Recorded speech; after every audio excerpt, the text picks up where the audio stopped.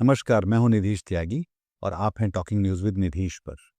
और आज हम लोग बात करेंगे तीन हिंदुस्तानियों और हमारे प्रधानमंत्री नरेंद्र मोदी के बारे में। ये तीन हिंदुस्तानी वो हैं जो मारे गए अमेरिकी हमले में, और उसके बाद भारत सरकार ने उनके लिए क्या किया, ईरान ने क्या कहा, अमेरिका ने क्या कहा, और उस सब के बीच नरेंद्र मोदी का क्या रवैया रहा है, इसकी तहकीकात हम इस एपिसोड में आज करेंगे। हमारे तीन सवाल हैं। ये तीन लोग कौन हैं, भारत सरकार ने क्या किया, और जब मुझ पर और आप पर या किसी भी हिंदुस्तानी पर कोई आफत आएगी तो हमें सरकार से क्या उम्मीद करनी चाहिए। 10 जून की रात माउंट सेटेबेलो, पलाऊ के झंडे वाला तेल टैंकर ओमान की खाड़ी से गुजर रहा था। अमेरिकी सेंट्रल कमांड यानी सेंटकॉम ने कहा ये जहाज ईरानी तेल ले जा रहा है, जो उनके ब्लॉकेड का उल्लंघन था। अमेरिकी जहाज ने उसके इंजन रूम में प्रेसिजन स्ट्राइक की, जहाज में आग लग गई, 21 नाविकों को बचाया गया, 3 लापता बताए गए। अगले दिन तीनों की मौत की पुष्टि हुई। 4 दिनों में 3 जहाजों पर हमला किया गया था। तीनों में भारतीय नाविक सवार थे। एमटी मैरीवेक्स 24 भारतीय बचे, एमटी सेटेबेलो 3 मरे, एमटी जलवीर 20 बचे बाल बाल। पर पहले देखते हैं ये तीन लोग कौन हैं।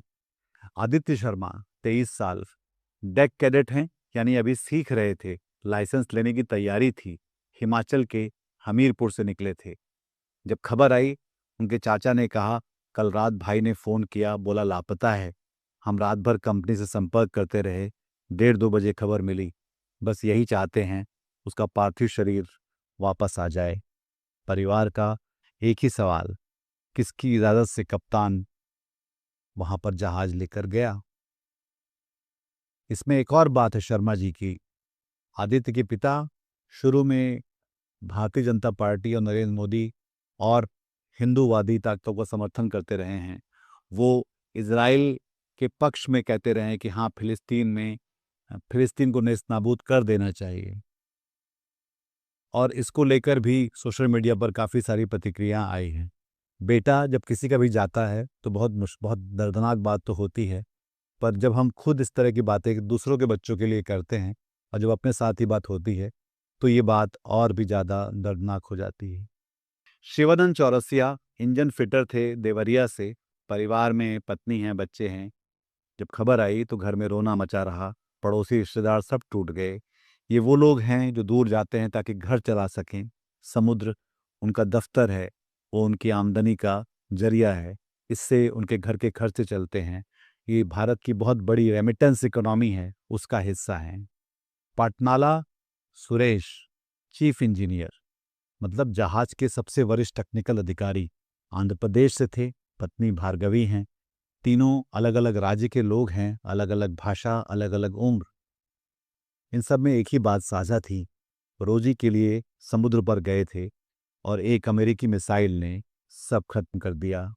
जब भी भारत पर कोई बड़ी आफत आती है इन दिनों, तो विदेश मंत्रालय के एक अधिकारी को इसके लिए आगे कर दिया जाता है।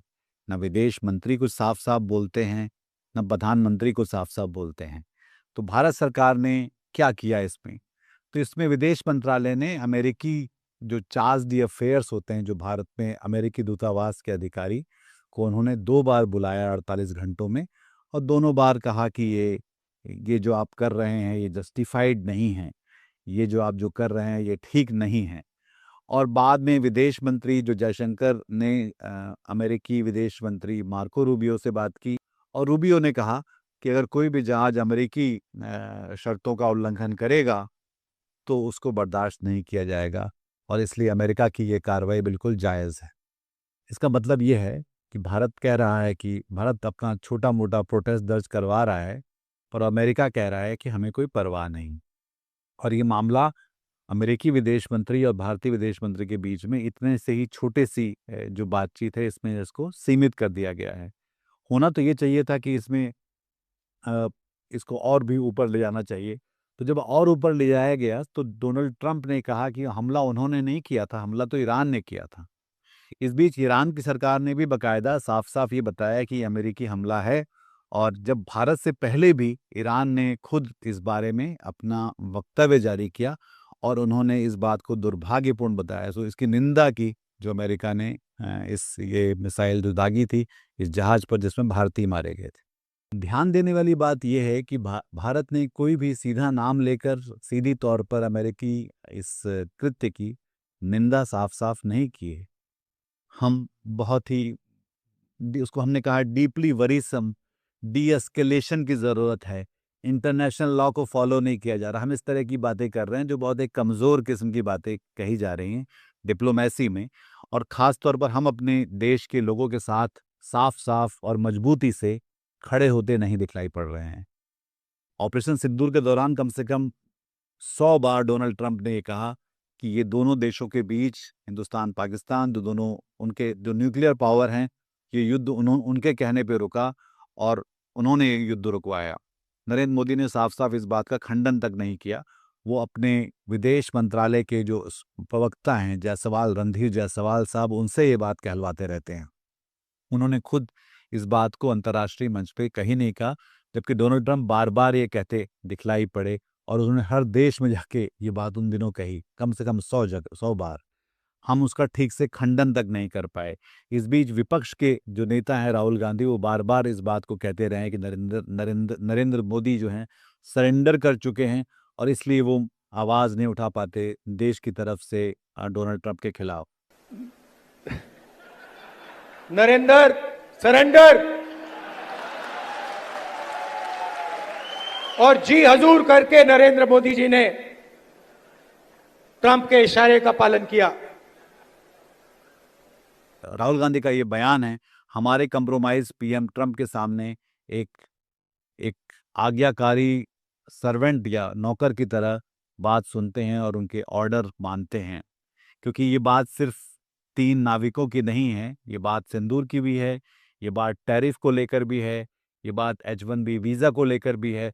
आप में से कुछ लोगों को शायद ये बात याद होगी, जब डोनाल्ड ट्रंप राष्ट्रपति बने थे और उस समय बहुत सारे अवैध माइग्रेंट भारतीयों को वापस भेजा गया था और उनको हथकड़ियाँ और उनके पैरों में बेड़ियाँ थी, उनको जहाज में बैठा के भेजा गया था और उनको अमृतसर में जहाज वहाँ के मिलिट्री अमेरिकी सेना के जहाज ने वहाँ पे छोड़ा था, जबकि ज़्यादातर लोग उसमें बैठे हुए गुजराती थे।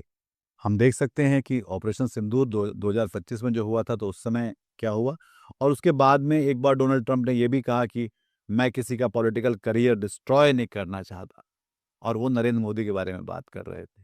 इसका भी कोई सवाल, इसका भी कोई खंडन, इसका भी कोई जवाब हमारे पास नहीं था। Modi is a great man. That he loves Trump. Now, I don't know if the word love, I don't want you to take that any different. I don't want to destroy his political career, okay? अभी हम सिर्फ गहरी चिंता जता रहे हैं कि हमारे भारतीय लोगों को, जो मर्चेंट नेवी के सेलर हैं, वो फौजी लोग नहीं हैं, वो व्यापार वाले जो जहाज होते हैं उसमें काम करने वाले लोग हैं, उनको जब मार डाला गया, हमको सिर्फ गहरी चिंता ही है। हम कोई उसको लेकर कोई साफ साफ बयान, हम कोई साफ जवाब नहीं मांग रहे हैं अमेरिका से, और उसकी दादागिरी और उसकी दबंगई पे सवाल नहीं कर रहे हैं। जबकि हम देख सकते हैं कि इस समय बहुत सारे देश दुनिया में ऐसे हैं, चाहे वो ब्राज़ील है, चाहे वो ईरान है, चाहे वो चीन है, जो अमेरिका की किसी भी दादागिरी या दबंगई का पलट के जवाब देते हैं, और इसलिए ट्रंप उनके सामने इस बात को और ज़्यादा उनको दबाने की कोशिश नहीं करते। तो दर्शकों, सवाल इस बात का है कि जब आप पे और मुझ पर कोई मुसीबत कभी आएगी, जब हमारे साथ कहीं अन्याय हो रहा होगा, देश के लोगों के साथ, जो नागरिक हैं, जो देश के लिए पैसे कमाते हैं, अपने घर परिवार के जरिए उसमें उसकी इकोनॉमी में कुछ जोड़ते हैं, तो क्या हमारी सरकार और हमारे साथ खड़ी होगी या नहीं होगी, या सिर्फ एक रस्मी बयान जारी कर बात यहाँ पे ख़त्म कर दी जाएगी?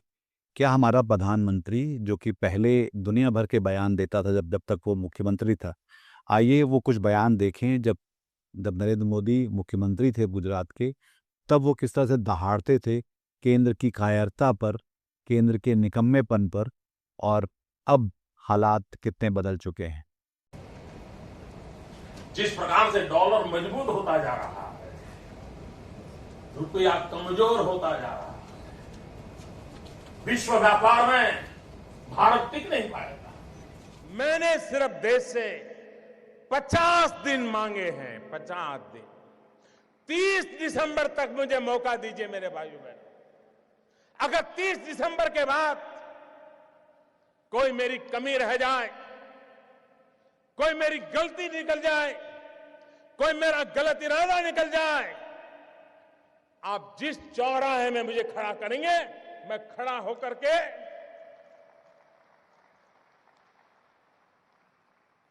देश जो सजा करेगा वो सजा भुगतने के लिए तैयार हूं। एक बार ये जो चोर लुटेरों के पैसे विदेशी बैंकों में जमा है ना, उतने भी हम रुपये ले आए ना, तो भी हिंदुस्तान के एक एक गरीब आदमी को मुफ्त में 15-20 लाख रुपए यूं ही मिल जाएगा। इतने रुपये साल पहले हर 3-4 महीने के बाद प्रधानमंत्री की डेट देते थे, फलानी तारीख के बाद महंगाई कम हो जाएगी, फसल के बाद महंगाई कम हो जाएगी, बजट के बाद महंगाई कम हो जाएगी, दिवाली के बाद महंगाई कम हो जाएगी। यही कहते रहे, देश में सुना है।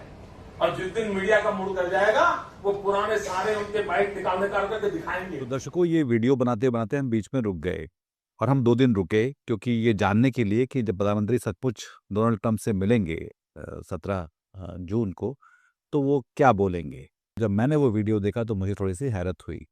उनके हाथों में एक पर्ची थी और उसमें वो फंबल करते हुए ट्रंप से बात कर रहे थे।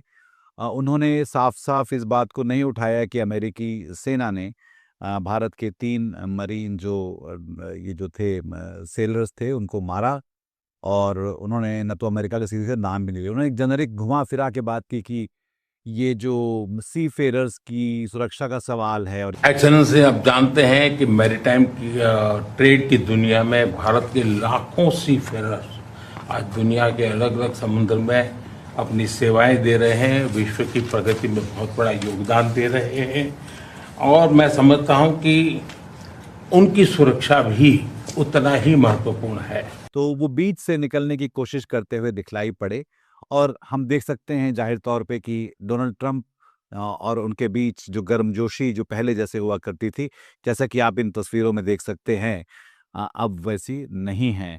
एक सकपकाहट है, एक चुप्पी है, और एक तरह की जो दादागिरी है, और साफ साफ भारत का ये ना कह पाना कि आपकी सेना ने हमारे मासूम नागरिकों को बिना बात मारा है।